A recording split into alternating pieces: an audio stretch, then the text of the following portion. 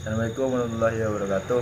Perkenalkan, nama saya Muhammad Jalfaisri. Saya dari Prodi Pendidikan Olahraga NIM 23477111023. Saya akan menjelaskan tentang kinesiologi olahraga.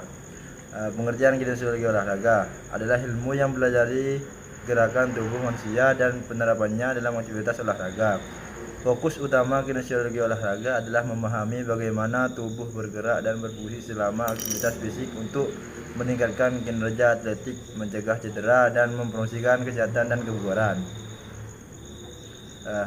Terdiri dari biomekanika, adalah gerakan tubuh dan gaya yang bekerja selama olahraga untuk mengoptimalkan teknik dan kinerja.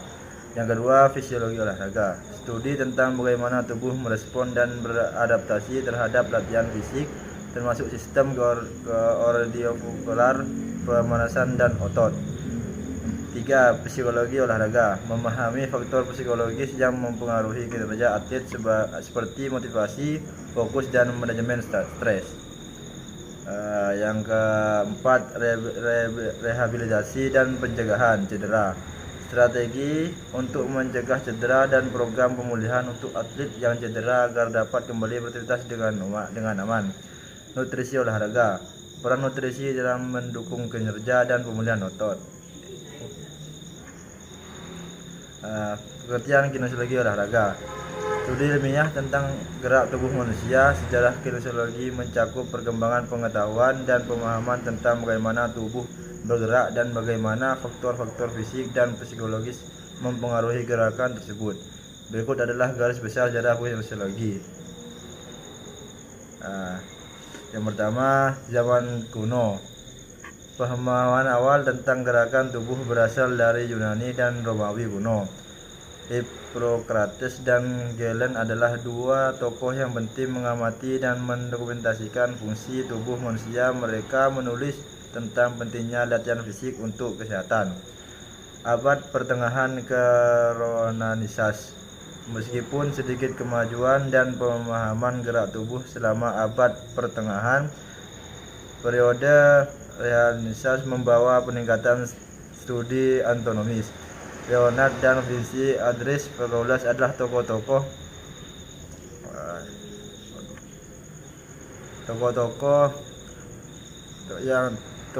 tulang karya mereka.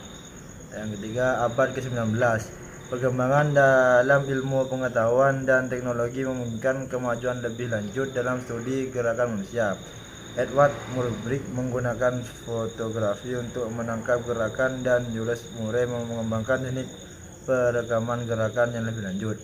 Yang keempat, abad ke-20. Kinesiologi sebagai disiplin ilmu mulai berkembang dengan pengaruh dari bidang lain seperti biologi, psikologi, dan mekanika. Peneliti tentang biomekanika, kontrol motorik, dan rehabilitasi fisik semakin berkembang. Universitas mulai menawarkan program studi kinesiologi dan organisasi profesional dan dibentuk mendukung para ilmuwan dan praktis di bidang ini. Yang kelima, perkembangan modern. Saat ini kinesiologi melibatkan penelitian multidisiplin dan penerapan teknologi canggih seperti analisis gerakan digital dan neurobiologi. Kinesiologi digunakan dalam berbagai bidang termasuk olahraga, rehabilitasi, kesehatan, dan ergonomi. Dasar gerakan. Dasar gerak manusia melibatkan pemahaman tentang bagaimana tubuh bergerak, faktor-faktor yang mempengaruhi gerakan, serta sistem tubuh yang terlibat. Berikut adalah sebagai konsep dasar dalam gerak pada manusia.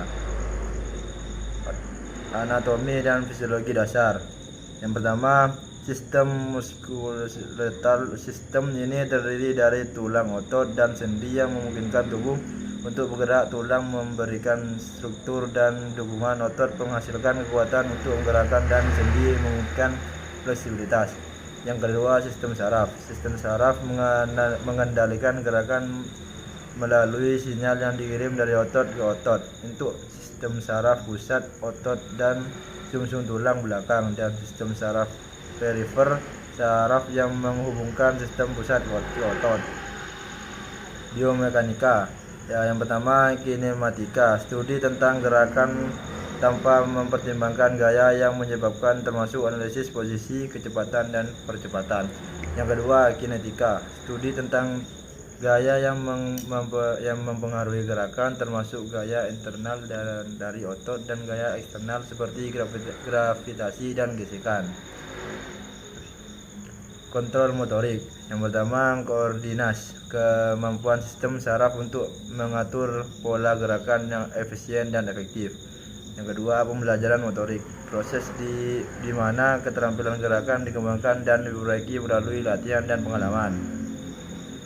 Faktor mempengaruhi gerak, kekuatan otot, kemampuan otot untuk menghasilkan kekuatan sangat penting untuk semua gerakan.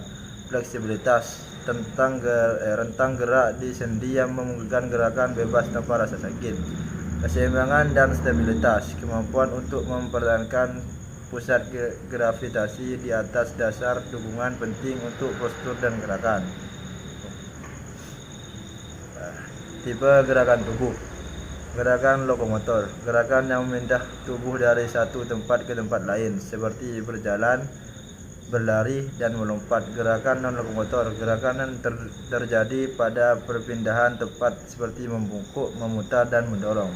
Gerakan manipulatif, gerakan yang melibatkan kontrol objek seperti melempar, menangkap, dan menggenggam.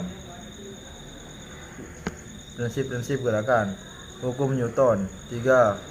Tiga hukum gerak Newton menjelaskan hubungan antara gaya dan gerakan tubuh. Prinsip konservasi energi. Energi dalam sistem tertutup tetap konstan, penting, dan analisis efisien gerakan. Terima kasih. Cukup sekian yang dapat saya sampaikan, kurang lebihnya mohon maaf. Wassalamualaikum warahmatullahi wabarakatuh.